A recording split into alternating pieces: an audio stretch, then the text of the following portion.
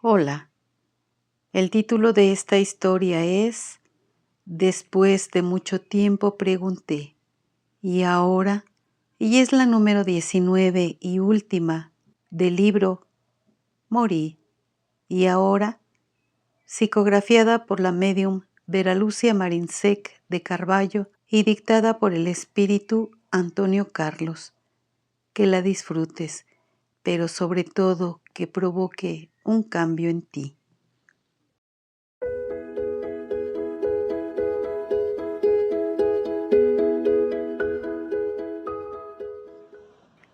Viví encarnado cometiendo muchos errores, muchos actos terribles, pero también hice cosas buenas.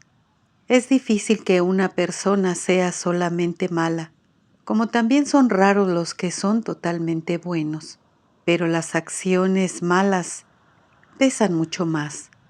En una pelea entre pandillas fui asesinado. Fueron 2 tiros en el pecho. Caí. Perdí la conciencia solamente por minutos. Sentí vértigo y después la nada.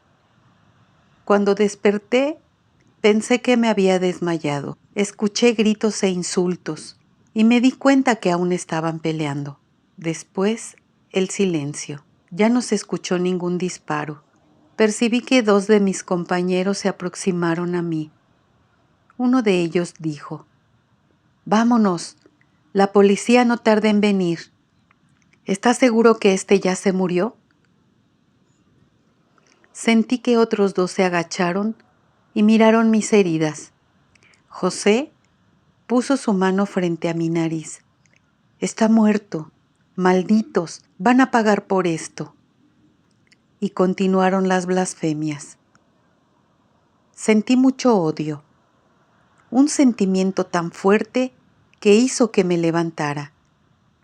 Después supe que en realidad salí en periespíritu, dejando el cuerpo físico muerto en el suelo.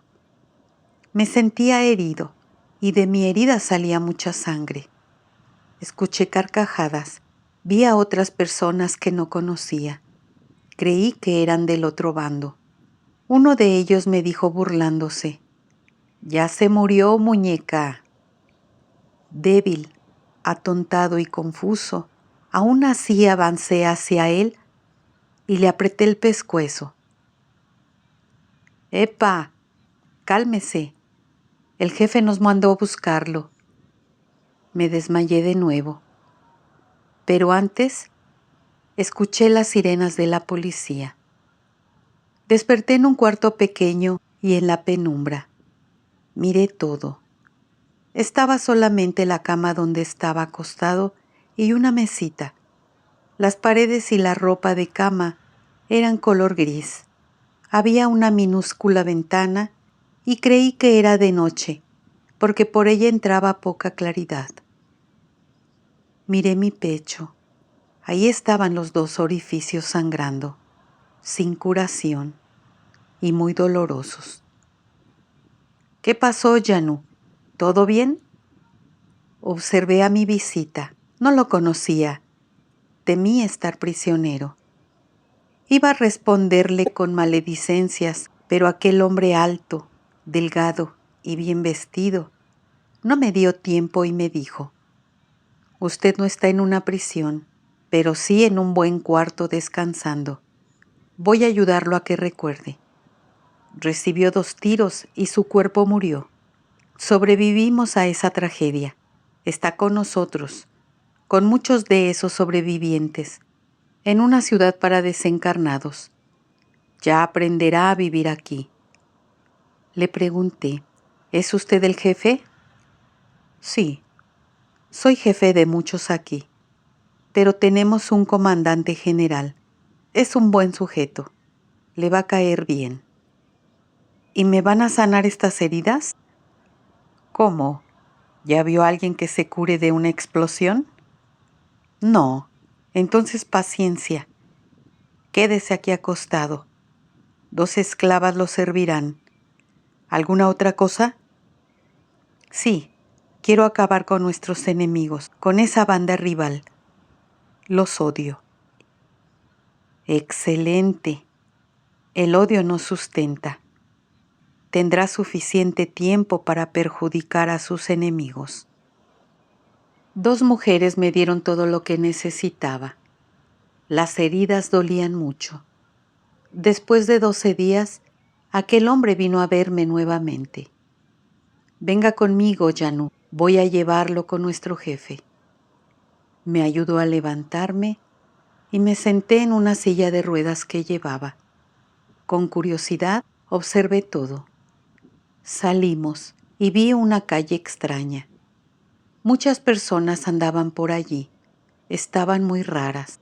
Entramos a un edificio lujoso. A mí me gustó. Tenía adornos muy exagerados, colores fuertes y muy ostentoso.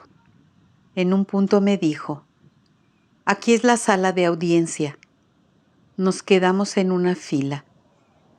Un hombre muy bien vestido, pantalón y camisa bien combinados, estaba sentado en un sillón confortable y atendía a las personas. Llegó mi turno. Él me observó y me preguntó: «¿Lo están tratando bien?» «Sí, pero aún siento muchos dolores en las heridas». Y me dijo: «Eso es simple de resolver. Solo piense que quiere estar bien y lo estará». Puso las manos sobre mis heridas y las cerró. Dejé de sentir dolores. Mi compañero sonrió y dijo bajito a mi oído: «Arrodíllese y agradezca a nuestro jefe». «Gracias, señor», le dije arrodillado. «Ahora que ya está bien», me dijo él, «hará parte del equipo que me sirve. Camo le mostrará todo. Después que esté listo, trabajará para nosotros». «El que sigue». Tenía ganas de hacer algunas preguntas para entender lo que sucedía. El hombre que me llevó ahí, que ahora sabía que se llamaba Camo, me empujó y salimos de la sala de audiencias. Le pregunté: «¿Dónde estoy? ¿Quién es ese jefe? ¿Qué es lo que voy a hacer?» Esta es una ciudad organizada por los que están fuera de la ley, no de las leyes de los hombres, sino de las de Dios. Aquí estamos bien instalados en un lugar que se llama umbral, por no decir el infierno. Nuestro jefe es un vengador y tiene muchos conocimientos. Voy a mostrarle todo y poco a poco irá a aprender lo que debe hacer. Cuando estuvo encarnado, usted ya estaba acostumbrado a vivir con privaciones, en una casucha, entre la porquería, malvivientes y bandidos.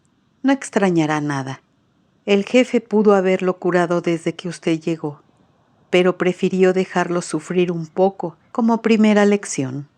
Aquellos que trabajan y estudian tienen conocimientos. Muchos creen que solamente los buenos saben cosas. Nosotros aquí también sabemos, solo que es más difícil aprender. Preferimos no hacer nada. Nos gusta divertirnos. Además, no es fácil encontrar quien nos enseñe. Aquí reina el egoísmo. Nuestro gobernador, el jefe, es muy poderoso y no le gusta que lo desobedezcan. Me quedé pensando. Yo estaba acostumbrado a obedecer. Había tenido muchos jefes. Puse mucha atención en lo que debía aprender. Allí muchos sufrían, pocos mandaban y la minoría se divertía. Le pregunté a Camo: «¿Por qué aquí unos sufren y otros no?» No se puede decir que nadie sufre en este lugar. Creo que lo más correcto es decir que unos viven mejor que otros. Usted y yo somos despreciables, y los que mandan aquí, en el umbral, se interesan por tipos como usted y yo, que aún no se arrepienten. Los jefes necesitan de gente así como nosotros para servirlos. Ellos nos protegen, pero exigen que trabajemos con fidelidad para ellos y para la comunidad. Y si algunos son maltratados, es porque buenos no han sido, ni lo son, porque si así fuera, estarían en otros lugares. Además merecen ser castigados. Algunos no sirven para ser parte del equipo. No les gusta obedecer. Y muchos son muy hipócritas. No se puede confiar en ellos. Aquí también hacemos justicia. Muchos de estos robaban hasta a los pobres. Le pregunté espantado, ¿ustedes hacen justicia? ¿Por qué no? Si consideramos que la persona necesita sufrir, pues la hacemos sufrir. ¿No existe Dios para eso? Le pregunté. Él se burló. Después me aclaró. En la ley de las personas buenas es ayudándose uno a otro. Aquí es al contrario. Castigamos. Pero no se preocupe, ni sienta pena por nadie. Si no lo merecieran, no estarían aquí y no los maltrataríamos. Con el tiempo usted verá que muchos, cuando se arrepienten con sinceridad, sentirán la necesidad de mejorarse y entonces los buenos se los llevarán, porque ellos pueden entrar en nuestra ciudad, pero mientras tanto, sufren porque lo merecen, concluyó. Me adapté fácilmente. Hacía mi trabajo de la mejor manera posible. Continué cometiendo maldades a otros desencarnados y encarnados. Un día nuestro jefe desapareció. Hubo muchos comentarios.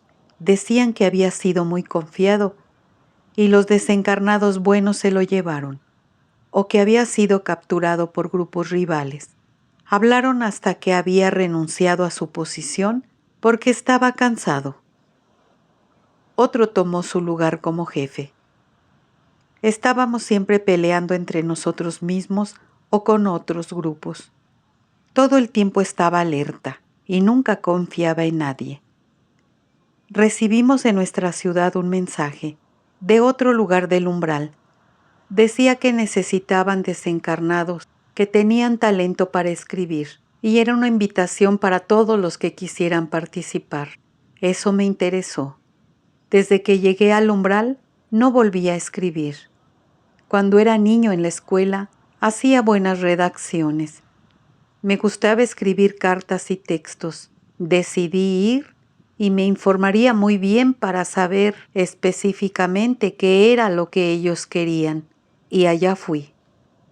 Me gustó ese lugar y decidí ser parte de ese grupo. Le pedí autorización a mi jefe, que sin problema aceptó.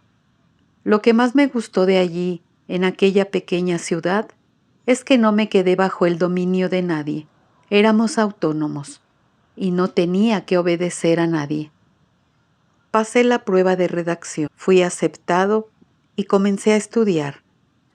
El objetivo era instruir a encarnados a usar su mediumnidad para narrar lo que nuestra organización quería. Después de meses estudiando juntos, fuimos divididos en 3 grupos que se especializarían en las actividades de la banda. En el primer grupo estarían los que iban a enseñar a manipular la mediumnidad de los encarnados para incentivarlos a la venganza, al odio, a las peleas y aficionarse al sexo. El segundo grupo se especializaría en desanimar y llevar a perder la fe a los que tenían potencial para ser recibidos un día en el umbral. Esos eran muy útiles. Yo pasé a formar parte del tercer grupo. Nuestro aprendizaje era más sutil. El objetivo era llevar la confusión y división dentro de la doctrina espírita, porque es un campo fértil, ya que ahí hay muchos médiums. Para hacer eso, tuvimos que leer muchos libros espíritas. Comprendí el por qué los moradores del umbral quieren combatir el espiritismo. Los libros narraban lo que sucedía con las personas que su cuerpo físico murió.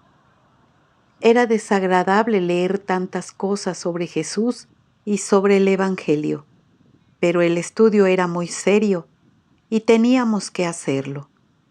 Nuestro orientador nos decía: Ustedes tienen que saber lo que ellos saben. Solamente se engaña a la perfección cuando se domina el tema. Algunos de los que estudiaban con nosotros desaparecieron durante el curso. Nuestro orientador dijo que ese era el peligro que corremos, que por más que escogían a los trabajadores, había desertores, y que se necesitaban personas capaces de engañar, odiar y saber camuflar ese odio. Terminamos el curso un grupo muy reducido, pero los que concluimos estábamos bien entrenados, con muchos conocimientos y una gran voluntad de alcanzar nuestros objetivos. Nuestro orientador no forzaba a nadie y no le importaban los que desertaban. Él nos decía: de todas maneras, el trabajo está bien hecho cuando se hace con espontaneidad. Poco después, fuimos a observar a los encarnados que queríamos que fueran nuestros instrumentos. Nuestro orientador nos recomendó: ahora ustedes deciden por quién quieren hacerse pasar. Lean con atención todo lo que esa persona escribió. Imiten su estilo. Acérquense a los médiums psicógrafos y buena suerte.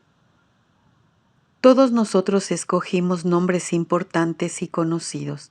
Para engañar mejor, modificábamos hasta nuestros periespíritus. Nuestro grupo adquirió la forma de personas respetadas y allá fuimos a poner en práctica lo que habíamos aprendido. Fuimos a engañar. Ahí estaba yo todo entusiasmado. En el primer intento lo hice mal. Me aproximé a un joven que comenzaba a entrenar en la psicografía y le dicté un mensaje bonito. Le propuse un trabajo diario para que escribiéramos un libro. Él dudó que fuera el espíritu con el que me presenté. El joven le dio el mensaje a su padre, que era un espírita estudioso y cauteloso. Él lo analizó, descubrieron el fraude y fui rechazado. Después supe que el mentor del joven permitió que yo me aproximara a él y fue para probarlo, y él se puso feliz ante la prudencia de su pupilo, comprobando así que su protegido no sería engañado y que estaba comprometido. En el segundo intento mejoré la técnica. Me aproximé a una joven medium. Me quedé meses observándola. Ella frecuentaba un centro espírita donde se estudiaba poco y creían que difícilmente serían engañados. Cuando escribí por intermedio de ella, dije ser un nombre conocido y respetado. Ella se llenó de orgullo, se sintió importante, ya se veía dando autógrafos y siendo respetada por todos. Pero ella era muy perezosa, quería todo rápido, no tenía tiempo para dedicarse al trabajo de la psicografía y daba muchas excusas. Entonces desistí, no tuve paciencia para engañar a esa medium. Algunos de mi equipo les estaba yendo bien, a otros no. Muchos encarnados no se dejaban engañar porque eran vanidosos, porque analizaban y preguntaban el por qué un espíritu conocido escribiera a través de ellos. Además, también daban esos escritos a personas que sabían de literatura, principalmente espírita, para que lo analizaran. Otros médiums sí fueron engañados para alegría de nuestro orientador, que sabía que ese trabajo daría frutos de separación y discordia. Me pareció interesante visitar a una persona que trabajaba con la psicografía. Por lo menos esa no era perezosa. Me aproximé y fui tratado con educación, pero no pude engañarla. Ella oraba mucho. Era un fastidio estar cerca de ella. Sus oraciones me incomodaban muchísimo. Me di cuenta que ella iba a psicografiar un libro con muchos invitados y le pedí participar. Quería contar a los encarnados que la desencarnación puede ser placentera y que vivir haciendo el mal tenía muchas ventajas. La médium me respondió que quien coordinaba su trabajo era su mentor desencarnado, que si quería escribir, debería hablar con él. Al desear comunicarme con él, lo vi. Él estuvo ahí todo el tiempo. Me puse nervioso, pero oculté mi nerviosismo y ese espíritu se aproximó a mí y se presentó. Me llamo Antonio Carlos. Que Jesús esté con usted, Januario.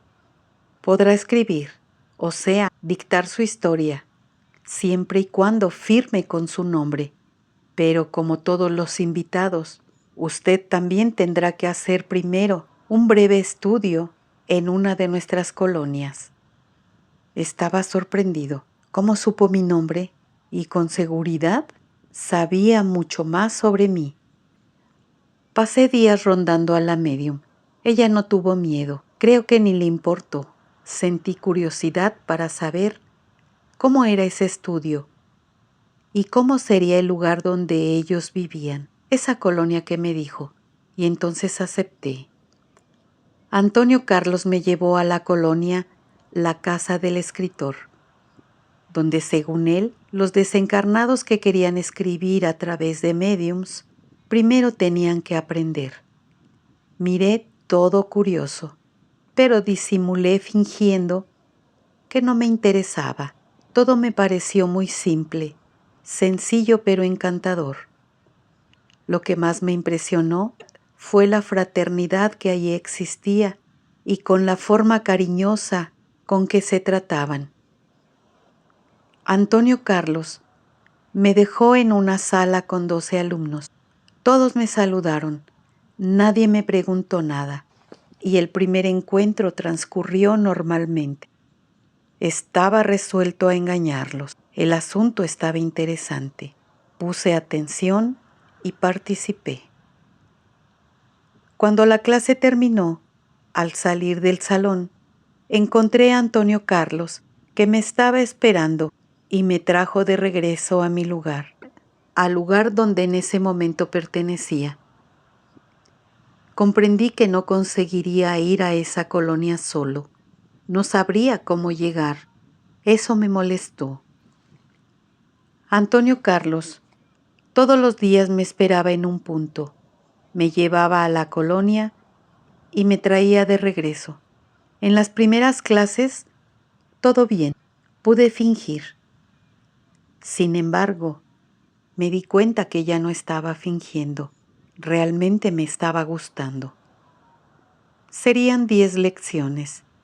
En la 7ª clase, le pedí a Antonio Carlos si nos podíamos sentar a platicar un poco. Nos sentamos en un banco del jardín de la colonia.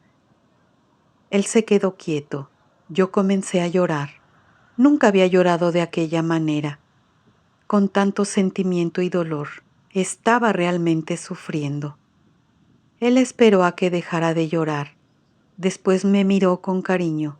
Fue entonces que sentí temor y le pregunté preocupado: ¿y ahora?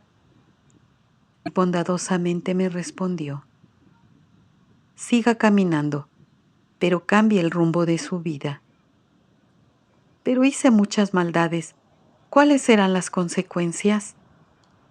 Januario, cuando nos preparamos para la cosecha, de antemano sabemos que irá a ser difícil, y trabajando en el bien, lo facilita.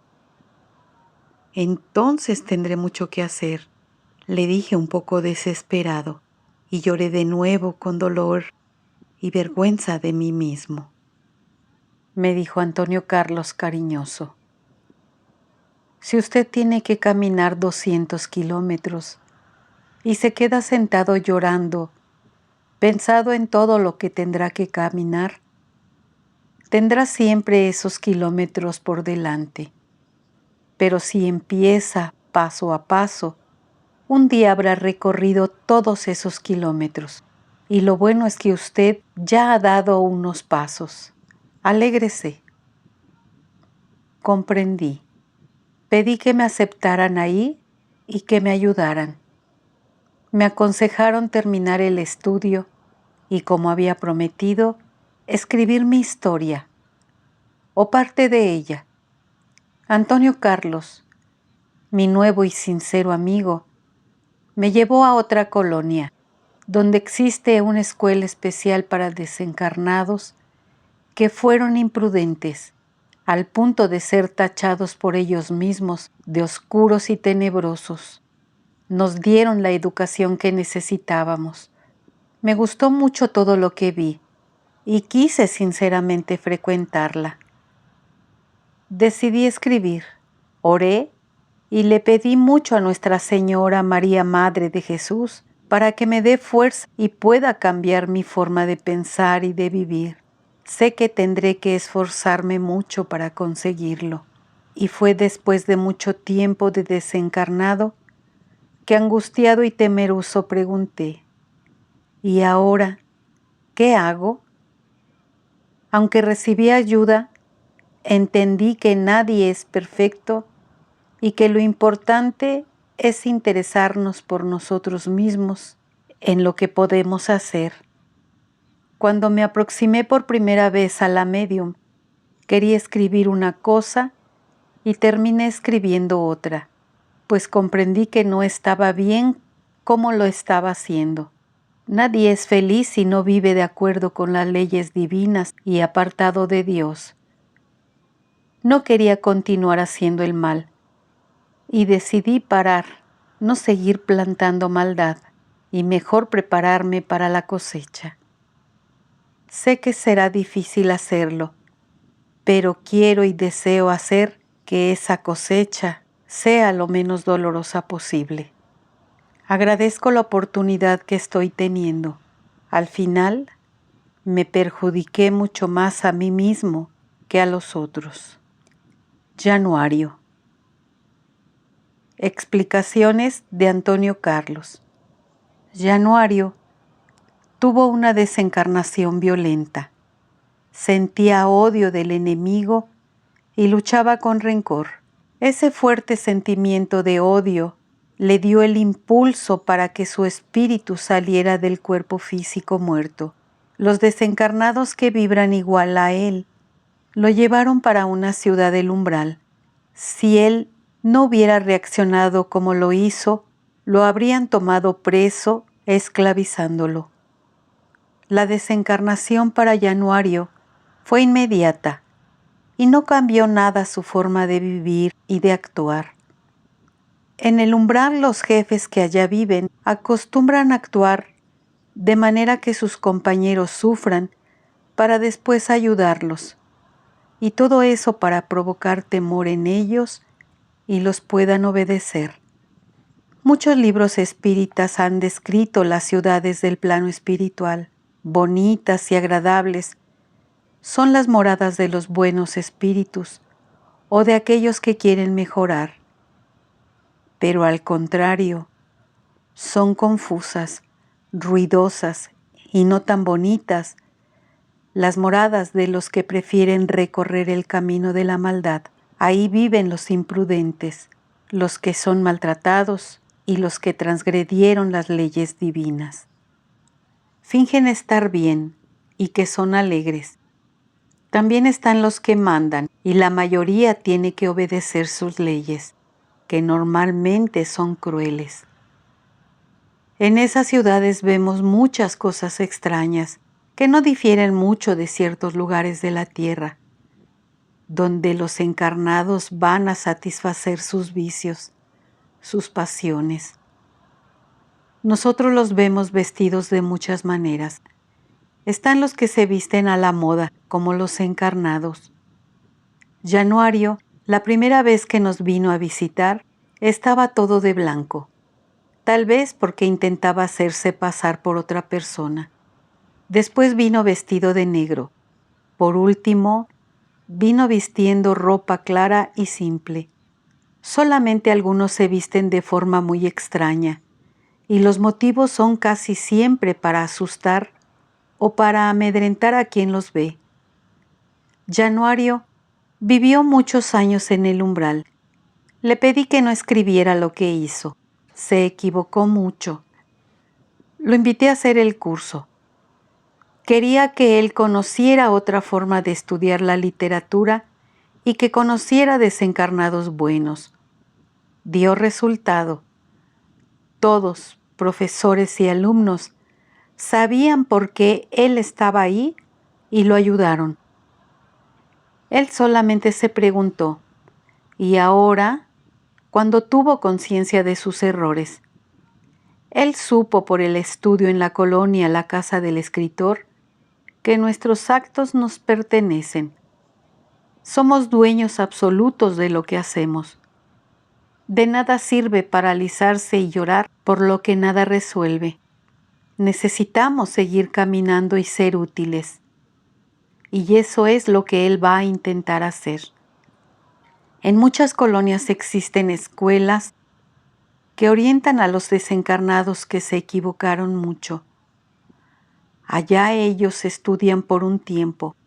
Después de terminar el curso, hay varias opciones.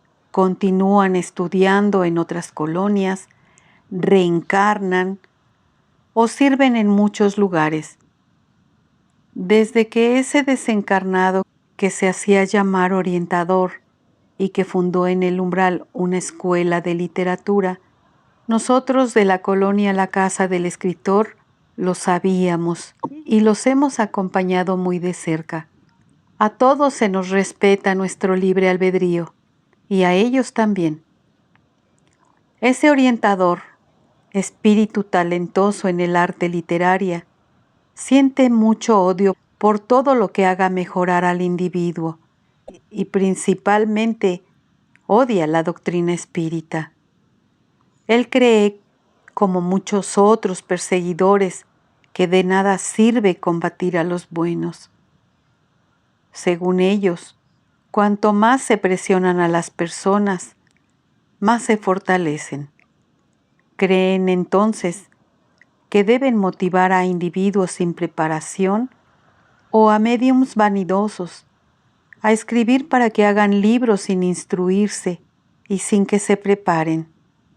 Piensan que así se provoca la crítica y si se genera la discordia y el rencor, ocasionará desunión y todo lo que separa o divide se debilita y se acaba. Voy a dar un ejemplo refiriéndome a mí. Yo, Antonio Carlos, era desconocido en el medio espírita. Actualmente algunas personas saben quién soy por los libros que escribo. La médium y yo tenemos una historia de vivencia juntos, donde ambos nos equivocamos bastante. Ahora queremos reparar esos errores. Nos organizamos para hacer este trabajo juntos. Tenemos un motivo fuerte para haber entrenado durante 9 años, hasta que el primer libro fue editado. Todo trabajo que se inicia tiene continuidad y termina, y en nuestro caso tendrá fin, pero eso solo sucederá cuando Vera Lucia, la médium, desencarne. Tenemos las enseñanzas de Jesús. El paso es seguro hacia nuestro camino evolutivo. Y las orientaciones de los libros de Allan Kardec son las mejores directrices para quien desea hacer un buen trabajo con la mediumnidad. La buena mediumnidad se forma lentamente en el estudio tranquilo, silencioso, lejos de los placeres mundanos y de los tumultos de las pasiones. A usted, querido lector amigo, espero que medite sobre las historias verdaderas de este libro, que un día pueda tener un cambio de plano tranquilo, que no tenga miedo y que no se apanique al enfrentarse a la desencarnación, que la respuesta a la pregunta ¿y ahora? Le traiga paz y que sea merecedor de estar entre los bienaventurados, los que escogieron el camino estrecho, pero que lo llevará a una sobrevivencia armoniosa. Y tenga siempre en mente, solamente usted puede deshacer lo que hizo mal y hacer el bien que aún no ha hecho. Y eso debe ser hecho en el presente, en este momento. Que Dios lo bendiga. Antonio Carlos. Al concluir estas 19 historias, probablemente usted se haya quedado con algunas dudas y muchas preguntas, lo que es una buena señal, señal de que está en busca de explicaciones para la vida. Todas las respuestas que usted necesita están en las obras básicas de Allan Kardec, el libro de los espíritus, el libro de los médiums, el Evangelio según el Espiritismo, la justicia divina y la Génesis. Todos estos libros los puede adquirir en las librerías. También se pueden descargar en PDF de forma gratuita o en audiolibros aquí mismo en YouTube. Muchas gracias por tu atención. Hasta la próxima.